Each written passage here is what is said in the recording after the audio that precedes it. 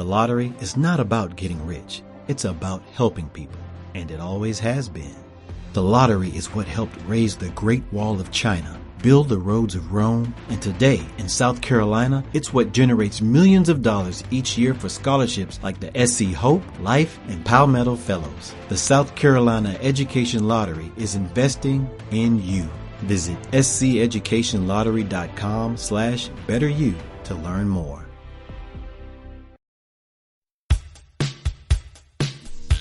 Bienvenidos a Sonidos de Psicología, el podcast del Colegio Oficial de la Psicología de Madrid. Un espacio para entender la psicología y el mundo que nos rodea. Buenos días, bienvenidos a un programa más. Bienvenidos a Sonidos de Psicología, bienvenidos a La Ventana. Y hoy tenemos la suerte de contar con una persona que, digamos, nos ha mostrado, nos ha enseñado o nos ha comunicado algo acerca de la salud mental y no precisamente desde la parte que venimos, digamos, mostrando aquí, ¿verdad?, en La Ventana. Y hoy contamos con una persona que ahora nos va a presentar, Julio, y que nos va a contar un poco acerca del proceso también de conocer la salud mental desde otro punto de vista. ¿Cómo estás, Julio? Hola, Álvaro. Hola a todo el mundo. Sí, está con nosotros Patricia González, que es periodista del País y que pues hace apenas 3 días recibió el premio para profesionales de periodismo y comunicación aquí del Colegio Oficial de Psicología de Madrid por el reportaje España en Terapia publicado en El País. Buenos días, Patricia. Hola, ¿qué tal? Buenos días. En primer lugar, bueno, queremos darte la enhorabuena por el premio y... No, iba a decir que muchísimas gracias, porque la verdad es que ha sido un premio muy especial. Todos los premios molan, ¿no? Pero cuando te dan un premio un grupo de expertos por un tema en el que tú has aterrizado un poco como una paracaidista, ¿no?, en el que tú no eres especialista, pues llena especialmente de orgullo, ¿no?, saber que estaba bien hecho y que lo habías entendido bien. Pues muchas gracias a nosotros. Como creo que a la mayoría de la gente que lo leyó, fue un artículo que sirvió mucho para, bueno, pues para poner en práctica una realidad y mostrar una realidad que quizás los profesionales sí tenemos algo más enfrente o que nos fijamos algo más, pero que para la mayoría de la población quizás no lo era tanto en ese momento. Publicaste el artículo el 14 de noviembre del año 2021, después de la pandemia. Y en el artículo charlas con varios profesionales de la salud mental acerca de casos reales que esas personas están llevando o han llevado, representando las tasas de ansiedad y depresión. ¿Qué impresión te dieron en aquel momento los profesionales y los casos que presentaban? Pues mira, nosotros teníamos desde el principio, cuando ya pensamos la estructura de hacer una cosa de cada día un caso, ¿no?, cada día a la semana, que escogimos 7 profesionales, los 7 casos que escogimos son los que más habían multiplicado post-pandemia. Y tuvimos mucha atención en coger casos que no fuesen extremos, es decir, en coger casos que todo el mundo a nuestro alrededor, porque así es como surgió el tema, en una charla un poco del equipo, diciendo, es que estamos mal, es que está todo el mundo fatal, es que mi prima no sé qué, mi hermano tal, en el grupo de WhatsApp de padres están diciendo que tal, ¿no? Entonces tuvimos mucho cuidado en escoger temas como muy, muy comunes, ¿no? Y la verdad es que fue fácil, fuimos a buscar los datos de qué casos había multiplicado más, llamé a especialistas, pues llamé al colegio, llamé al consejo de psicólogos, para que me buscasen como alguien que daba esos casos en concreto, pues un niño, un experto en depresión, un experto en trastornos de alimentación, y fuimos llamando a los especialistas y la verdad es que fue muy fácil encontrarlos, porque claro, estábamos hablando de casos paradigmáticos, no de casos extremos, ¿no? Y todos fueron súper amables. Yo les expliqué un poco el concepto del tema. Esto es de estos temas que tienes que hablar con la fuente antes, ¿no?, que no puedes atracarles así. Entonces yo hablé con todos largo y tendido, les expliqué lo que queríamos hacer, les expliqué que quería casos muy cotidianos, pero que quería que me hablasen de alguien en concreto. Por supuesto, sin sacar el nombre ni ningún dato que pudiese revelar quién era ese paciente, pero que me parecía muy importante que más que su visión como terapeutas en general, hablando de la mayoría de gente que reciben, que hablasen de alguien en concreto para ponerle como alma a esa narración, ¿no? Y creo que sí que era muy importante que tuviesen a ese paciente en la cabeza. Entonces les llamé a todos como una semana o 2 antes y les dije, pensar en Pepito, no me digáis el nombre de Pepito, pero pensar en esta persona que conocéis, que lleváis tiempo tratando y me contáis su historia y su evolución, ¿no? Porque así va a quedar pues más real, con más vida, ¿no? Y creo que eso es mucho de lo que funcionó. sea, fue un tema fácil de hacer en el sentido que los terapeutas con los que hablé dieron mucho de sí. O sea, luego estuvimos hablando mucho rato con cada uno, pues una hora y media o dos, pero claramente ellos tenían en la cabeza un paciente en concreto y eso lo hizo mucho más humano y mucho más cercano, ¿no? Creo que les debo un tema a los terapeutas en general, psicólogos y psiquiatras, porque la pregunta que me quedó a colación de hablar con todos ellos es quién cuida a quienes nos cuidan, ¿no? Y se les notaba que todos estaban bastante sobrepasados de trabajo y de tener que llevar muchos casos difíciles, pero cotidianos al mismo tiempo. Entonces creo que ese lo tenemos de pendiente, hacer uno sobre eso, quién cuida a quienes nos cuidan. Sí, sí, además es un tema que hemos tratado aquí en el podcast y que ha dado para mucho. No, nosotros creemos que además esa realidad sí que se plasmó muy bien a través de los casos y yo creo que eso acercó mucho, digamos, una visión. Pues sí, al ser casos reales, ¿no? Pues te imaginas, ¿no? Y te pones también un poco en la piel de esas personas. También nosotros cuando, a pesar de que, bueno, no eran casos extremos, pero eran casos muy complejos y bueno, o sea, quiero decir, digamos que ya solo leyéndolo te remueve un poco, sea psicólogo o no, ¿no? Estábamos pensando también, cuando lo estábamos leyendo, en cómo te debiste sentir tú en todo el proceso de escritura, porque yo entiendo que tú vas ahí y te empiezan a contar esas historias que son tan, a veces tan fuertes o a veces tan, aparte que ya está rodeada, ¿no? En tu vida cotidiana también esas historias, pero te lo empiezan a contar como de una manera más, oye, esto pasa y entonces estábamos pensando, ¿cómo fue el proceso de escritura para ti del artículo? O sea, ¿te estuvo saltando alguna emoción en particular o...?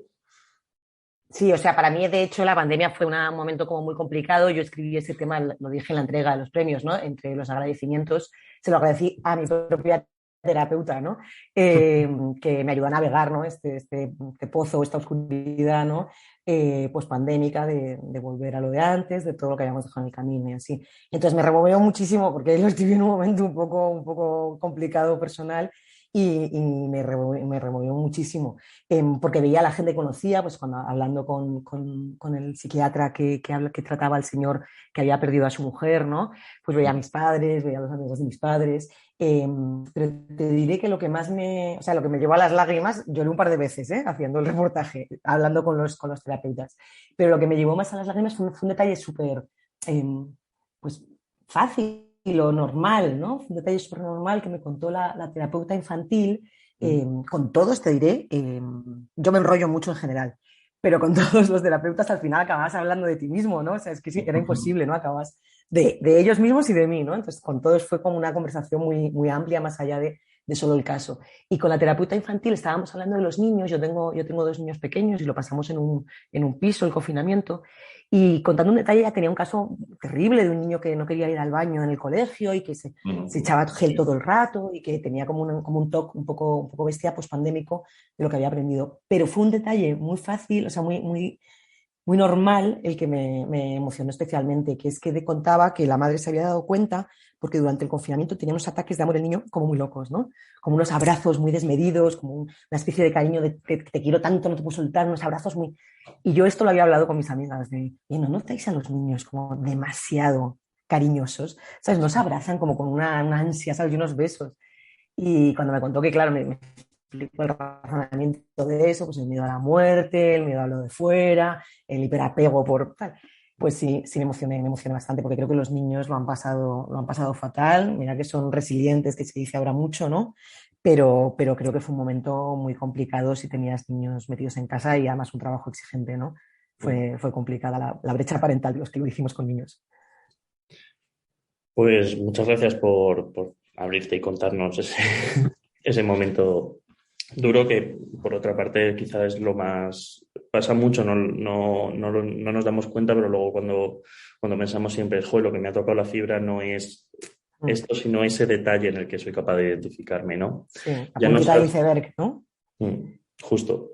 Ya nos has hablado un poco de cómo pues, tú y tu equipo empezasteis a escribir el artículo, ¿no? De la gente que todos tenéis a vuestro alrededor, pero queríamos preguntarte sobre esas motivaciones, ¿no? ¿Veíais desde el inicio la importancia que tenía el comunicar acerca de la salud mental, que era un tema un poco tabú, cada vez menos, por suerte. Mira, nosotros habíamos hecho en el periódico un montón de temas de salud mental y pandemia. O sea, habíamos hecho pues cada noticia que salía de que se estaban recetando muchos más fármacos, habíamos hecho historias como concretas, historias con psiquiatras, habíamos hecho muchos temas, pero nos parecía que no lo habíamos contado como del todo, ¿no? O sea, que no habíamos hecho un tema como global, habíamos hecho muchas pues, noticias y temas pequeños y reportajes y lo íbamos sacando como un goteo. Y a veces estos goteos no terminan de contar la historia, ¿no?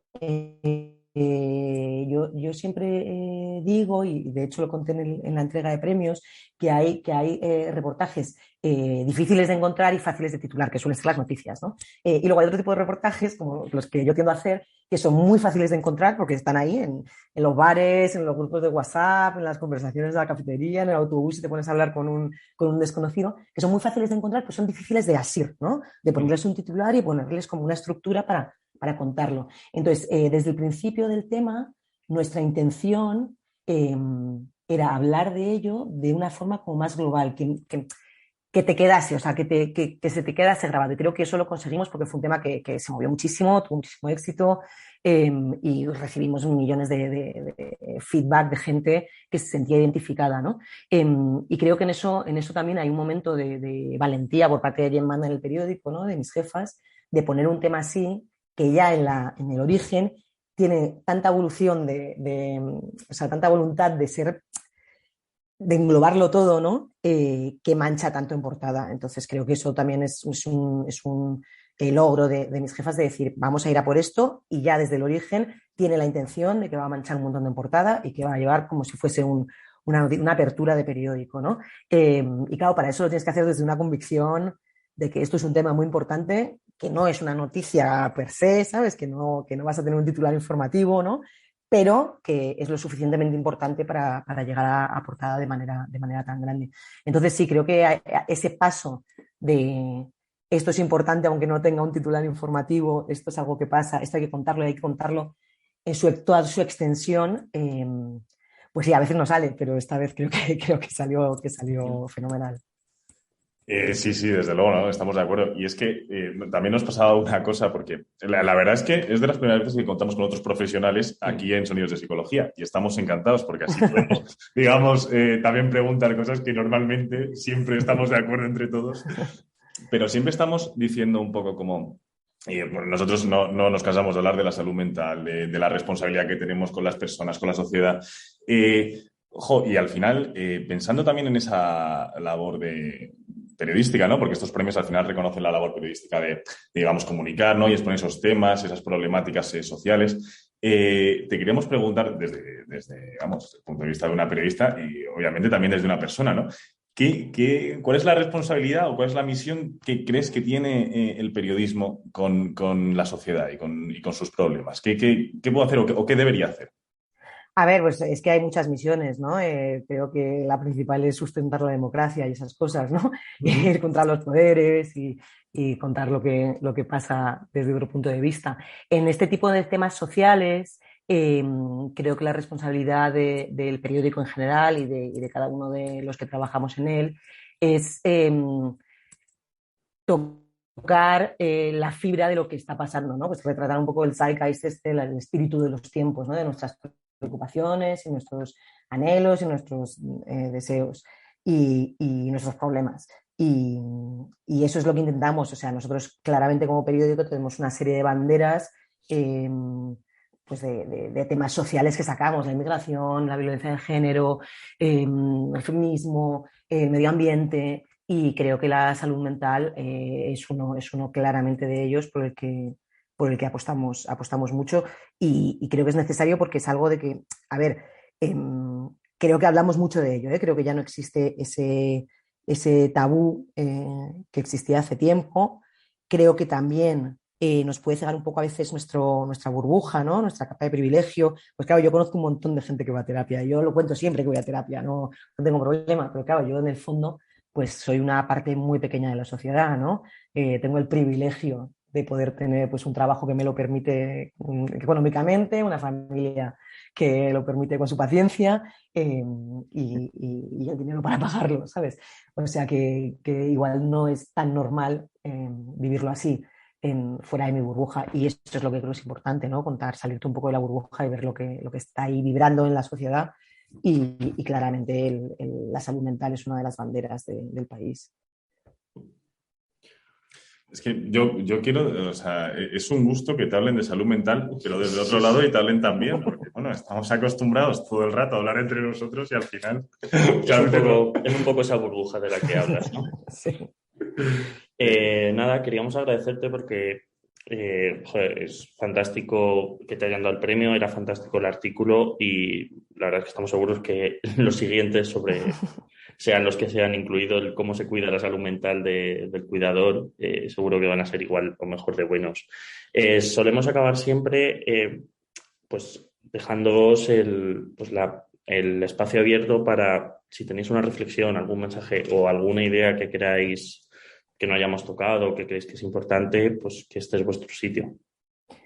Pues yo siempre, todas las veces que hablé de este tema o que lo publico por redes, acababa un poco con el mismo consejo, ¿no? Que es, hay que estar bien y dar terapia. O sea, creo que es fundamental. Para mí, desde luego, ha sido fundamental en mi vida y que no hay que tener... O sea, que los problemas hay que solucionarlos. Así que mi consejo siempre es: ve a terapia, cuídate e intenta ser feliz. Pues muchas gracias. Genial. Muchas gracias, Patricia. Venga, gracias a vosotros. Hasta luego. Esperamos que hayas disfrutado de nuestro podcast. Puedes acceder a todos los contenidos a través de iVoox, Spotify, Apple Podcast, Google Podcast, canal YouTube y en la web del Colegio Oficial de la Psicología de Madrid. Te esperamos en el próximo episodio de Sonidos de Psicología. One lottery ticket makes a big difference for our state students. And when I say big, I mean bigger than jackpot big. Since 2002, South Carolina students have benefited from more than $6 billion in lottery-funded scholarships and grants, including the Life, Hope, and Palmetto Fellow Scholarships. With every lottery play, you're supporting our students, and that adds up in a big way. That's why education is our middle name. Learn more at sceducationlottery.com/betteryou.